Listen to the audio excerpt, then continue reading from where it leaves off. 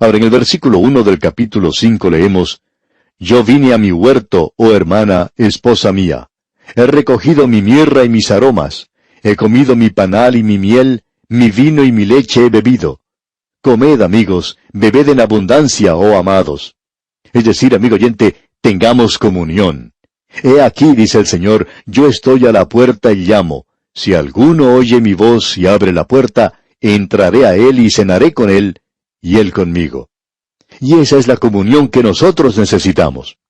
Y el apóstol Juan, en su primera epístola, capítulo 1 y versículo 4, dice en relación con esa comunión, «Estas cosas os escribimos para que vuestro gozo sea cumplido». No solo para tener comunión, sino para que vuestro gozo sea cumplido. ¿Ve usted? Él quiere que usted pase un tiempo ameno, confortable. ¿Está sucediendo esto en su vida, amigo creyente? Bueno, algunos de nosotros no estamos pasando por un buen tiempo, y deberíamos estar pasando por momentos agradables y de alegría. De vez en cuando recibimos cartas de personas que tienen que estar internadas en algún hospital o en algún hogar para ancianos. Muchas de esas personas nos cuentan acerca de sus sufrimientos, la enfermedad que están padeciendo. Y también nos cuentan de lo maravilloso que es tener comunión con el Señor Jesucristo. Y cierta anciana que nos escribió en una ocasión dice, «De noche, cuando la enfermera me ayuda a prepararme para dormir, creo que eran las 11 de la noche cuando lo hacía, por 1 o 2 horas antes de dormirme, yo estoy orando por ustedes». Ahora, ¿no es eso maravilloso, amigo oyente? Y luego esta ancianita sigue diciendo, «Me despierto a las 4:30 de la mañana y nuevamente oro por ustedes». Y luego nos dice lo maravilloso que es para ella el tener comunión con el Señor Jesucristo. Ah, amigo oyente, cuán hermoso es esto. Llegamos ahora a una sección que es algo distinto, pero que era la costumbre de aquel día. En esta sección es la esposa la que habla. Con esto damos comienzo al cuarto cántico. Escuche lo que dice este versículo 2 del capítulo 5 de Cantar de los Cantares. «Yo dormía, pero mi corazón velaba. Es la voz de mi amado que llama. Ábreme, hermana mía, amiga mía, paloma mía, perfecta mía, porque mi cabeza está llena de rocío, mis cabellos de las gotas de la noche. Yo dormía, pero mi corazón velaba», dice aquí. ¿No es eso maravilloso, amigo oyente? Mi corazón está despierto, yo estoy alerta, estoy esperando, observando. Es la voz de mi amado que me llama. Ábreme, hermana mía, amiga mía, paloma mía, perfecta mía, porque mi cabeza está llena de rocío, mis cabellos de las gotas de la noche. Él ha estado fuera toda la noche, ha estado ocupado, pero la esposa se ha ido a la cama. Ah, amigo oyente, la iglesia necesita escuchar este mensaje. Todos nosotros los creyentes deberíamos escucharlo. Necesitamos escuchar y prestar atención a este mensaje. Debemos salir de nuestras camas y ocuparnos en lo que debemos hacer. Si el Señor nos ha dado salud, comencemos a andar para Él.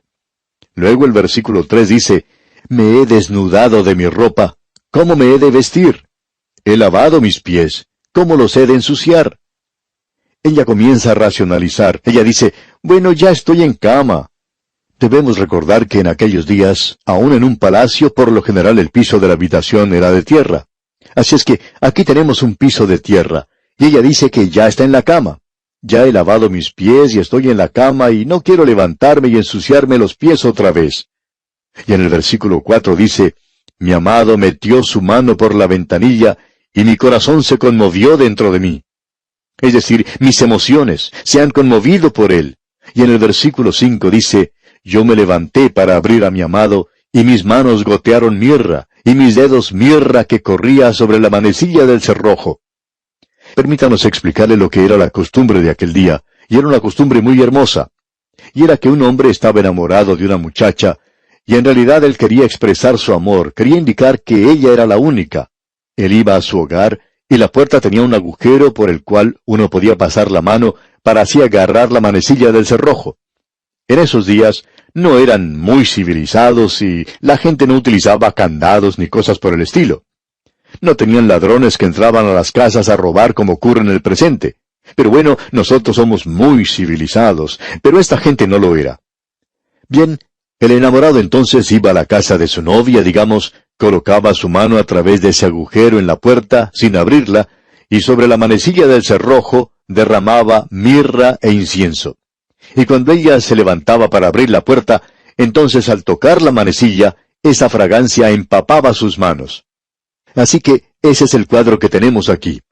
Ella escuchó su voz y sabía que él estaba en algún lugar. Se levantó y fue a la puerta, y cuando ella asió esa manecilla, ésta estaba con mirra e incienso, y la hermosa fragancia, la dulzura de su presencia estaba allí. O sea que él había estado allí.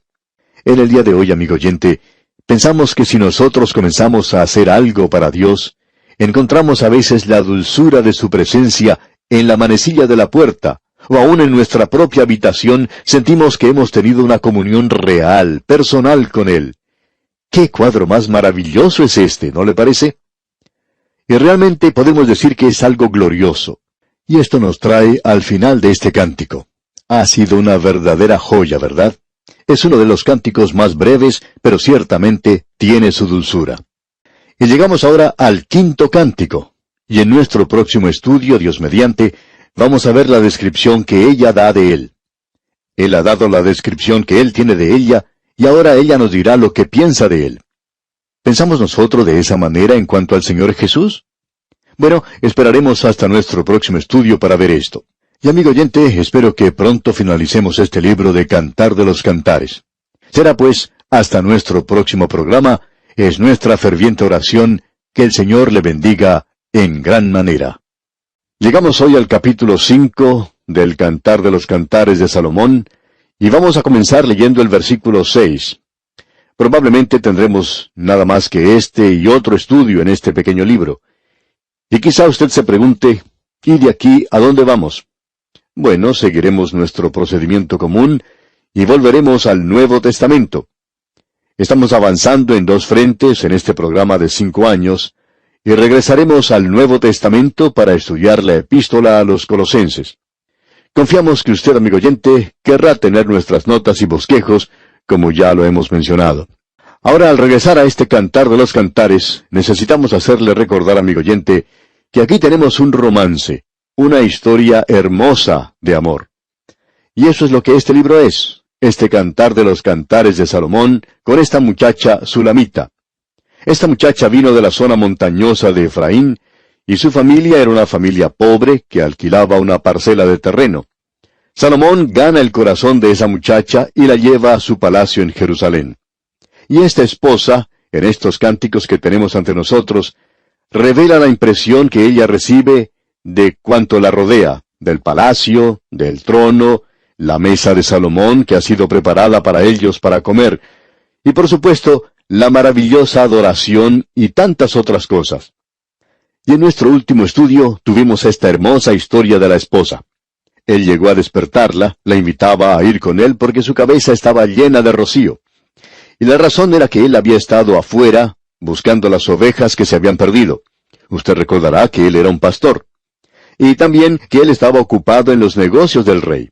Pero ella no quería levantarse de la cama. Ni siquiera quería abrir la puerta porque, como ya hemos dicho, el piso de las habitaciones en aquellos días, por lo general, era simplemente de tierra. Y bueno, ella no quería ensuciarse los pies.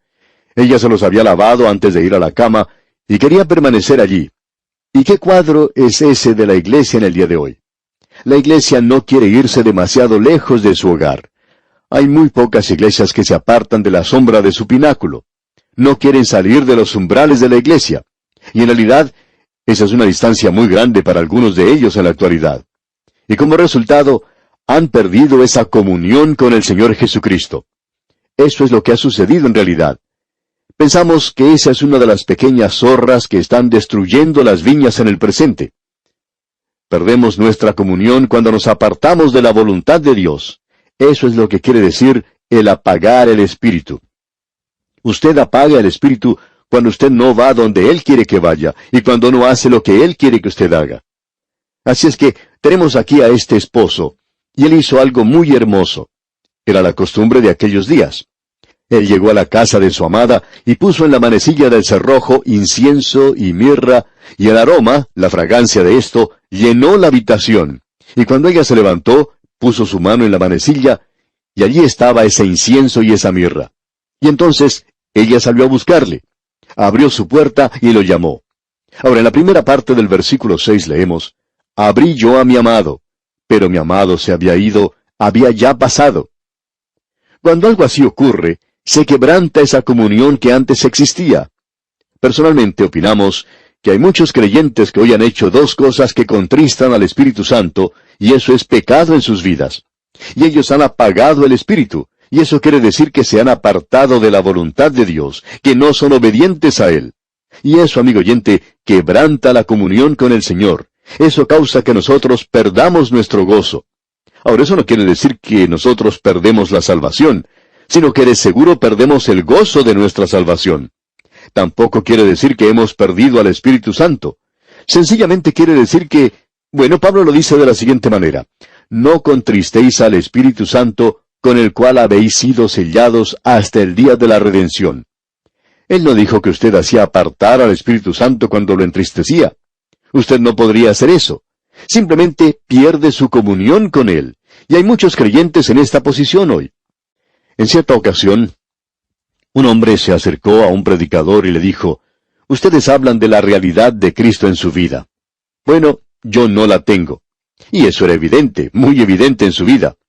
Ahora, el predicador conocía a este hombre, ya que era amigo suyo, y le podía decir fácilmente, de una manera amable, que él estaba fuera de la voluntad de Dios. Y creo que no había ninguna duda en cuanto a eso. Él había intentado decir que lo que estaba haciendo era la voluntad de Dios, y la razón es que eso es lo que él quería hacer. Y él admite eso de una manera muy directa, que eso es lo que él quiere hacer. Pero, amigo oyente, no siempre llega a ser eso la voluntad de Dios para nosotros. Así es que, aquí en la historia que estamos leyendo, la esposa pierde la comunión que tenía. Amigo oyente, si usted no está haciendo nada hoy por el Señor, usted no ha perdido su salvación, pero usted está perdiendo mucho. Usted está perdiendo una dulce comunión con Él. Ahora, en el versículo 7 de este capítulo 5 leemos, «Me hallaron los guardas que rondan la ciudad, me golpearon, me hirieron, me quitaron mi manto de encima los guardas de los muros». Como bien podemos apreciar, era peligroso salir a las calles de Jerusalén en aquellos días. Esto era en el año 1000 antes de Cristo, hace más de 3000 años, y en ese entonces era peligroso salir a las calles de Jerusalén de noche. Y es lo mismo que está sucediendo en las calles de nuestras grandes ciudades hoy. Y en algunos lugares hasta es peligroso salir a la calle durante las horas del día. Así es que hemos avanzado mucho, ¿verdad? Lo único es que nosotros hemos avanzado en un círculo y hemos regresado al mismo punto donde el hombre estaba hace miles de años. Era peligroso para ella salir de noche a la calle en ese entonces. Nos preguntamos si nosotros nos damos cuenta de lo impotentes que somos si tratamos de hacer las cosas por medio de nuestras propias fuerzas. Tememos que hoy se está haciendo mucho para despertar el entusiasmo para hacer solo una cosa, y es el ir y golpear a las puertas de las casas.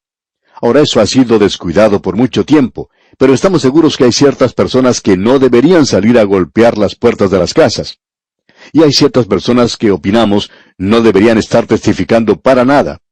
Un señor, por ejemplo, no tiene ningún sentido común en cuanto a testificar. Sin embargo, él tiene mucho celo para testificar por el Señor. Y lo que ocurre es que muchas veces ha provocado a ir a otras personas, y ha hecho enojar a personas que él ni siquiera conocía. Y luego él dice, ¿no es cierto que hay mucha oposición al Evangelio hoy? Bueno, la verdad es que no es que haya tanta oposición como la que se piensa que existe. Quizá tenga algo que ver con la forma en que la persona lo está presentando. Usted recuerda que una de las personas que eran más hostiles hacia el Señor Jesucristo y ante la cual él testificó era la mujer samaritana cuando llegó al pozo a buscar agua. Ella no era muy amigable que digamos, pero ¿se dio usted cuenta de cómo trató el Señor el tema con ella? Él no se le acercó a ella como si él tuviera algo que le iba a presentar, le gustara o no le gustara. Él le dijo a ella, «Dame algo de beber». Amigo oyente, él tomó un lugar muy humilde y le pidió a ella agua. Y luego, de una manera muy cortés, le dice, yo podría haberte dado agua si tú me lo hubieras pedido. Y finalmente, ella pide esa agua. Él no ofreció eso, sino hasta cuando ella lo pidió. Y amigo oyente, usted y yo necesitamos aprender eso, antes de intentar testificar del Evangelio ante algunas personas. Necesitamos despertar un poco de apetito en ellas. Quizá ellas puedan ver algo en nosotros. Hay muchos que no ven nada en nosotros, pero deberían ver algo antes. Quizá lo que ellos deberían descubrir antes es si este Evangelio es algo real en nuestros corazones y en nuestras vidas. Así es que debemos tener mucho cuidado en cuanto a esto. Pero existe hoy cierta oposición a la palabra de Dios. Y aquí nosotros nos damos cuenta que proviene de lugares de los cuales no se espera, como lo que le sucede aquí a esta joven. Uno pensaría que los guardas que rodean la ciudad serían las personas que ayudarían a esta joven. Pero note usted que ocurre todo lo contrario. Aquí dice, me golpearon, me hirieron, me quitaron mi manto de encima los guardas de los muros. Y esta joven está pasando por unos momentos difíciles, debemos admitir, ya que no recibe protección de parte de aquellos que deberían estarla protegiendo. ¿Y cuántos predicadores hoy se encuentran abandonados por aquellos que se vuelven contra ellos a causa de que están predicando quizá de una manera un poco fuerte para ellos? Lo que ocurre hoy es que la oposición viene de aquellas personas que a veces deberían estar protegiéndonos. Ahora esta joven, esta esposa aquí, se encuentra con las hijas de Jerusalén. Y aquí tenemos algo antifonal. Eso quiere decir que ella canta una parte y las muchachas cantan otra. Parecería que fuese una ópera, ¿verdad? En el versículo 8 leemos, Yo os conjuro, oh doncellas de Jerusalén, si halláis a mi amado, que le hagáis saber que estoy enferma de amor. Si ustedes lo encuentran a él, díganle por favor cuánto lo extraño, cuánto le amo, y díganle que lo estoy buscando. Bueno, ese es el pensamiento que encontramos aquí en este pasaje en particular. Entonces, las hijas de Jerusalén le responden a la esposa. Y hablando honradamente, le diríamos que ellas parecen un poco escépticas. ¿Se ha dado usted cuenta de eso? La esposa está enamorada del esposo, y ahora el jardín ha perdido su fragancia, la mirra y el incienso ya no tienen mucho significado para ella. La belleza de las flores se ha marchitado. Y debemos decir, amigo oyente, que ella extraña al esposo. Y entonces, las hijas de Jerusalén se muestran un poco escépticas. ¿Ha notado usted lo que ellas dicen? Escuche. ¿Qué es tu amado más que otro amado? ¿Y quién es este Jesús? ¿Qué le hace pensar que Jesús es diferente de cualquier otra persona? Han existido otros grandes líderes religiosos también. Ellos también son bastante famosos. ¿Por qué piensa usted que Jesucristo es diferente? ¿Por qué piensa que Él es quien dice ser? Créanos, amigo oyente, que hay mucho escepticismo hoy. Y la tragedia de esta hora es que la iglesia no está respondiendo. La iglesia parece no tener una respuesta para esa pregunta.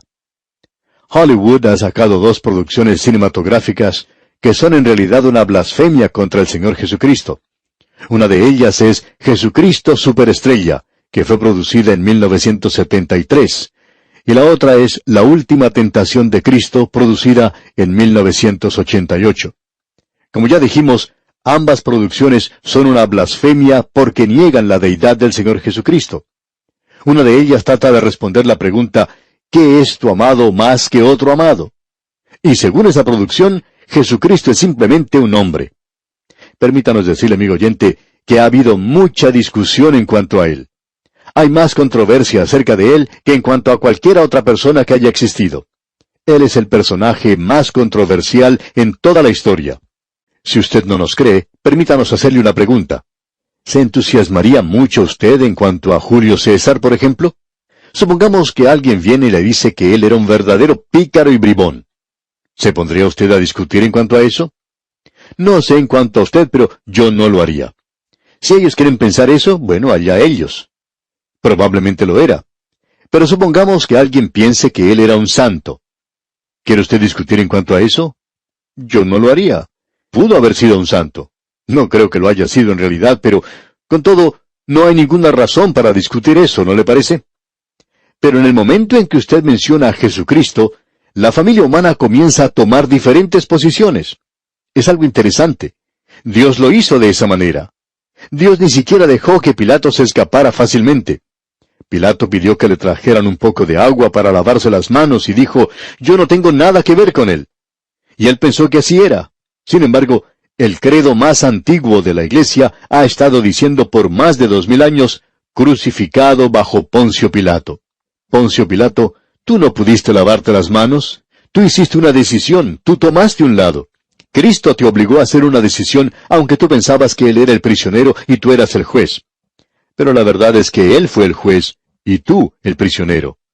Y hoy todo hombre tiene que hacer una decisión. Ahora el versículo 9 de este capítulo 5 del Cantar de los Cantares dice, ¿qué es tu amado más que otro amado, o la más hermosa de todas las mujeres? ¿Qué es tu amado más que otro amado, que así nos conjuras? O sea, ¿por qué piensas que él es diferente?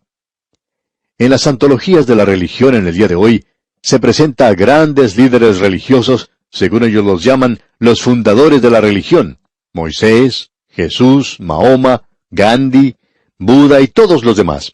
Sin embargo, amigo oyente, según el historiador Tertuliano, cuando comenzó la persecución, él decía que el gran problema era que los miembros de la iglesia primitiva preferían morir antes de ver que Jesucristo fuese reducido a un nivel similar al de las deidades paganas del Imperio Romano. Y esta gente se negaba completamente a tomar una pizca de incienso y ponerla ante la imagen del César. No querían hacer eso. ¿Por qué? Porque su amado era diferente. Y ahora va a responder la esposa. Ella va a responder al escepticismo de estas mujeres. Uno pensaría que de una forma u otra, ellas harían que ella se atemorizara y que su entusiasmo se apagara, pero están equivocadas. Notemos lo que ella responde en los versículos 10 al 16 de este capítulo 5 del Cantar de los Cantares. Mi amado es blanco y rubio, señalado entre 10,000. Su cabeza como oro finísimo, sus cabellos crespos, negros como el cuervo. Sus ojos como palomas junto a los arroyos de las aguas que se lavan con leche y a la perfección colocados. Sus mejillas como una era de especias aromáticas, como fragantes flores. Sus labios como lirios que destilan mirra fragante. Sus manos como anillos de oro engastados de jacintos. Su cuerpo como claro marfil cubierto de zafiros. Sus piernas como columnas de mármol fundadas sobre basas de oro fino. Su aspecto como el Líbano, escogido como los cedros. Su paladar dulcísimo y todo él codiciable. Tal es mi amado, tal es mi amigo, oh doncellas de Jerusalén. Tal es mi amado. Ella les responde a esas hijas de Jerusalén de una manera muy elocuente en cuanto a él. Tenemos aquí algo que es tan obvio, y es la forma en que ella describe a su amado. Ella habla de él de una forma muy detallada. ¿Sabe lo que eso significa? Eso quiere decir que ella le conocía. ¿Y cómo le conocía? Y amigo oyente, si usted va a defender al Señor Jesucristo hoy y a testificar por él, usted tiene que conocerle. Y no solo conocerle, sino que tiene que ser capaz de hablar de una forma elocuente a su favor. Y cuando decimos elocuente, no nos estamos refiriendo al lenguaje, sino al entusiasmo, al amor, al celo por su persona. Usted no solamente necesita conocerle a él, sino que usted tiene que amarle. Ese es el desafío, el reto que encontramos aquí. Y amigo oyente, la esposa le conocía verdaderamente. Ella le conocía a él. Ella le amaba. Ella dice, mi amado es blanco y rubio, señalado entre 10,000. ¡Qué cuadro el que tenemos aquí! Quisiéramos compartir ahora lo que otras personas han dicho acerca de la persona de Cristo, solamente en cuanto a su humanidad. Él es todo hermoso. El Dr. Scofield, de quien tenemos esa Biblia anotada de Scofield, es quien dijo lo siguiente, y vamos a compartirlo con usted. Escuche. Todas las otras grandezas han sido arruinadas por pequeñeces. Todas las otras sabidurías han mostrado defectos a causa de la ignorancia. Todas las otras bondades han sido manchadas por la imperfección. El Señor Jesucristo permanece como el único ser de quien se puede decir sin llegar a demostrar demasiada lisonja, de que Él es todo hermosura. La hermosura de Cristo. En primer lugar, me parece a mí que esta hermosura de Cristo consiste en su perfecta humanidad. Y me pregunto si soy comprendido. No quiero decir que Él era un ser humano perfecto, sino que Él era perfectamente humano, en todo, aparte de nuestro pecado y de nuestra naturaleza pecaminosa. Él es uno de nosotros. Él creció en estatura y en gracia. Él trabajó y oró y amó. Él fue tentado de la misma manera en que lo somos nosotros, aparte del pecado. Con Tomás, nosotros le confesamos como Señor y Dios. Le adoramos y le veneramos. No hay ningún otro que haya establecido en nosotros tal intimidad, que se acerque tanto a estos corazones humanos nuestros. Nadie en este universo de quien nos sintamos tan poco atemorizados. Él entra de una manera sencilla y natural en nuestras vidas en este siglo XXI, como si Él hubiera crecido en la misma calle que nosotros. Él no es uno de los antiguos. Cuán saludable y genuinamente humano es él. Marta le regaña. Juan, quien le ha visto resucitar a los muertos, calmar las tempestades y hablar con Moisés y Elías en el monte, no vacila en reposar su cabeza sobre su pecho durante la cena. Pedro no le permite a él que lave sus pies, pero después quiere que sus manos y su cabeza sean incluidas en ese lavado. Ellos le hacen preguntas tontas, le reprenden y le veneran, le adoran, todo en un mismo instante. Y él los llama a ellos por sus nombres de pila y les dice que no teman, y les da la seguridad de su amor. Y en todo eso, él me parece a mí todo hermosura. Él es todo hermosura. Hasta aquí las palabras del Dr. Scofield. Amigo oyente, ¿es él todo hermosura para usted? Eso es lo importante. Y aquí, amigo oyente, vamos a detenernos por hoy en nuestro viaje por este capítulo 5 de Cantar de los Cantares. Dios mediante, continuaremos considerando este mismo asunto en nuestro próximo estudio. Mientras tanto, le sugerimos que usted lea este pasaje y avance hasta el capítulo 6 para que se familiarice con el contenido de este canto, que a propósito es el quinto cántico en este Cantar de los Cantares. Es nuestra oración que Dios le bendiga como solo Él sabe hacerlo. En el día de hoy, amigo oyente, al llegar a nuestro estudio en el Cantar de los Cantares de Salomón, nos encontramos en el capítulo 5, versículo 10. Pasamos a través de esta porción en nuestro programa anterior cuando lo leímos, y aquí encontramos un pasaje antifonal. Ese es el cántico que tenemos aquí. A propósito, este es el quinto cántico, y en cierto sentido es el de más importancia y el más largo de todos. Comienza con una antífona de la esposa, es decir, un cántico breve de la esposa que está buscando al esposo que se ha apartado. Ella salió a buscarlo y se encontró con las hijas de Jerusalén y les preguntó por él. Ellas se muestran un poco cínicas y escépticas. Y ellas le preguntan a la esposa, ¿y quién es él? Le dicen, ¿por qué piensas que es tan importante? ¿Por qué no te olvidas de él y buscas a otra persona? Después de todo, todos son iguales. Pero ella dice, no todos son iguales. Y entonces en el versículo 10 dice, mi amado es blanco y rubio, señalado entre 10,000. No hay uno en 10,000 que pueda igualarse a él.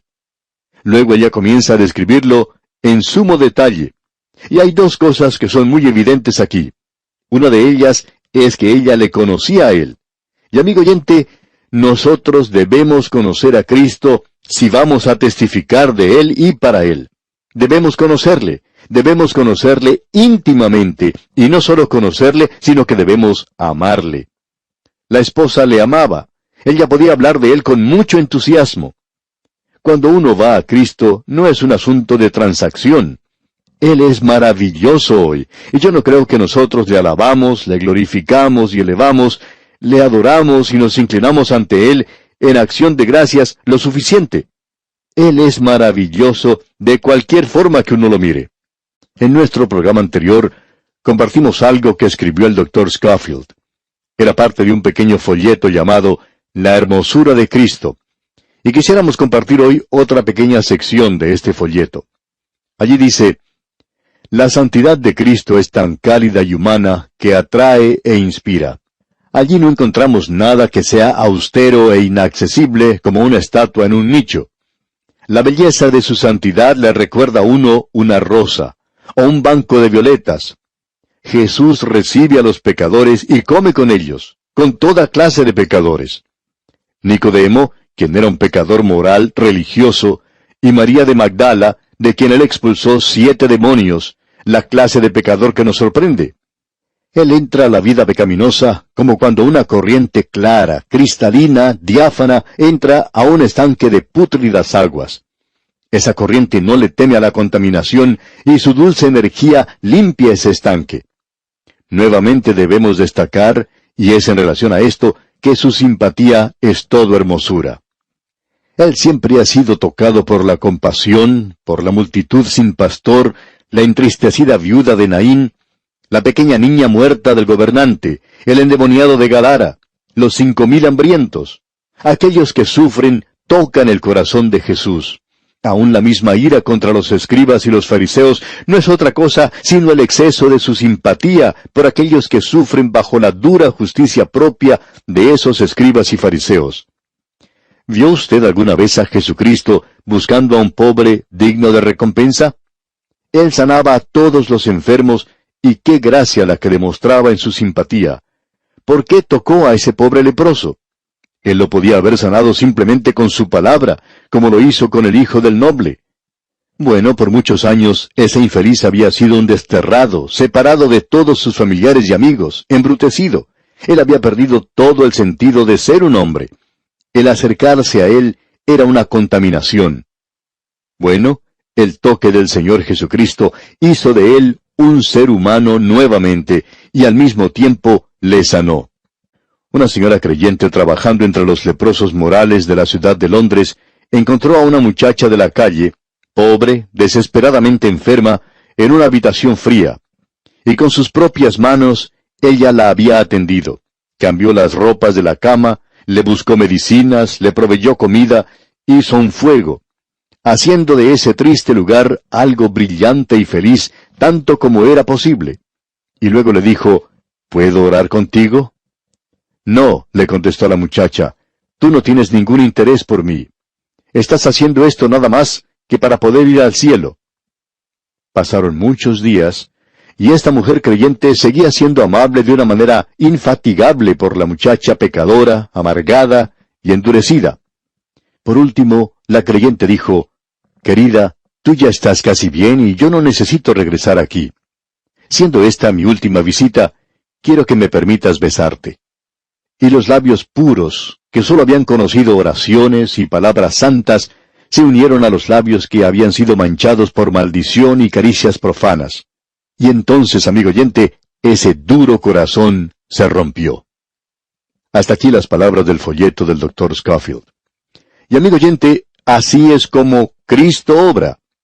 Permítanos decirle que, al leer estas palabras en este pequeño folleto, se nos hace presente esta declaración hermosa. «Oh, si Él me besara con besos de su boca». Amigo oyente, Él quiere darle su amor, su afecto, su cuidado, su gracia y su misericordia. Y nosotros somos tan duros como esa pobre muchacha pecadora. Y luego, notemos algo más que nos dice este pequeño folleto. ¿Puede imaginarse usted al Señor llamando a una convención de fariseos para discutir los métodos de alcanzar las masas? Y esto me lleva a decir que su humildad era todo hermosura. Y Él, el único que pudo elegir el lugar y cómo podía nacer, entró a esta vida como uno de las masas. ¡Qué mansedumbre! ¡Qué humildad! Yo estoy entre vosotros como el que sirve. Él fue quien lavó los pies de los discípulos. Cuando Él fue ultrajado, no maldijo a los que le ultrajaban. Como oveja delante de sus trasquiladores, enmudeció y no abrió su boca. ¿Puede usted imaginarse a Jesús exigiendo sus derechos? Pero es en su trato con los pecadores que la hermosura de Cristo se muestra con más dulzura. ¡Cuán tierno es Él! Con todo, cuán fiel, cuán considerado, cuán respetuoso. Nicodemo, cándido y sincero, pero orgulloso de su posición como maestro en Israel, y tímido, por miedo de ponerse en peligro, viene a Jesús de noche. Antes de irse, este maestro se ha dado cuenta de su total ignorancia del primer paso hacia el reino, y se aleja para pensar en cuanto a la aplicación personal de «los hombres amaron más las tinieblas que la luz, porque sus obras eran malas». Pero él no ha oído una palabra áspera, una expresión que pueda herir su dignidad. Cuando él le habla a la mujer callada, desesperada, después que sus acusadores se han marchado uno por uno, él usa la misma palabra mujer que él usó cuando se dirigió a su madre desde la cruz. Sígale hasta el pozo de Jacob en el calor del mediodía y escuche su conversación con la mujer samaritana. Cuán paciente él despliega las más profundas verdades. Cuán tiernamente. Con todo, fielmente él presiona la gran úlcera de pecado que está carcomiendo el alma de esta mujer. Pero él no podía ser más respetuoso con María de Betania. Aún en las agonías de la muerte, él pudo escuchar el clamor de una fe desesperada. Cuando los conquistadores regresaban de lejanas guerras y de tierras extranjeras, traían a sus principales cautivos como trofeo. Fue suficiente para Cristo el llevar de regreso al cielo el alma de un ladrón. Sí, Él es todo hermoso. y ahora me he quedado sin espacio para hablar de su dignidad, de su hombría varonil, de su perfecta valentía. En Jesús hay un perfecto equilibrio de variadas perfecciones. Todos los elementos de un carácter perfecto están en un hermoso equilibrio. Su ternura nunca es débil, su valor nunca es brutal. Mi querido amigo, usted puede estudiar estas cosas por sí mismo. Sígale por todas las escenas de ultrajes e insultos en la noche y la mañana de su arresto y juicio. Mírele allí ante el sumo sacerdote, ante Pilato, ante Herodes. Véale allí, herido, abusado, azotado, golpeado en el rostro, escupido, desfigurado. ¿Cómo sobresale su inherente grandeza? Ni una sola vez él pierde su compostura, su alta dignidad. Permítame pedirle a algún pecador que no es salvo aquí, que le siga aún más allá. Vaya con esa multitud escarnecedora hasta afuera de las puertas de la ciudad. Véale allí tendido sobre esa cruz grande y rústica. Escuche el terrible sonido del martillo cuando forza los clavos a través de sus manos y sus pies. Vea mientras la multitud enardecida se queda asombrada y la cruz llevando su ternura.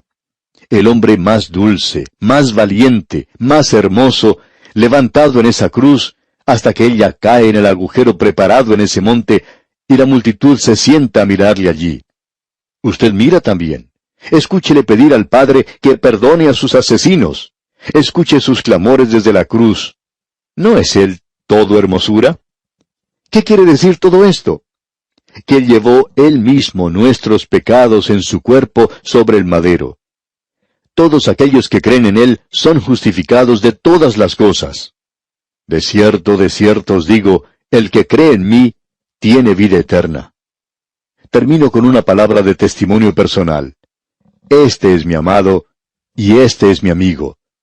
¿No quisiera usted aceptarle como su Salvador y su amigo amado? Hasta aquí la cita del Dr. Scofield, amigo oyente. Y a eso queremos agregarle nuestro amén. Eso quiere decir que estamos de acuerdo con cada palabra que se dijo aquí. Mi amado es señalado entre 10,000. Tal es mi amado, tal es mi amigo, oh doncellas de Jerusalén. Y quisiéramos agregar algo más en cuanto al Señor Jesucristo. Su nacimiento fue contrario a las leyes de la vida. Su muerte fue contraria a las leyes de la muerte. Aunque Él no tenía ni sembrado ni pesquería, podía preparar una mesa para 5,000 personas, y alimentarlos con pan y pescado y tener de sobra. Él no caminó sobre hermosas alfombras, pero caminó sobre las aguas del mar de Galilea, y éstas le sostuvieron.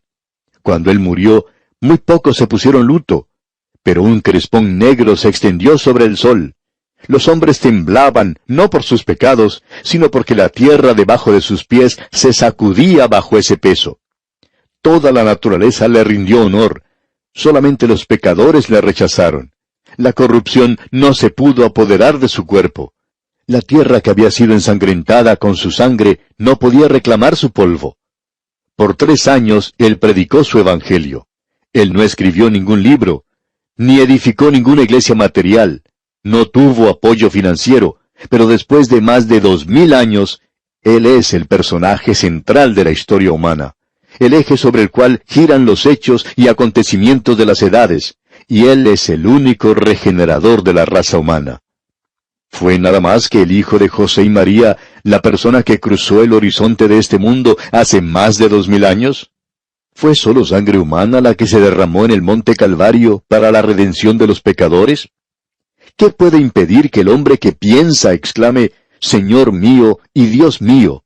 Tal es mi amado, tal es mi amigo, oh doncellas de Jerusalén. Y ella le conocía, ella le amaba, ella hace que los demás también le conozcan, y eso es importante.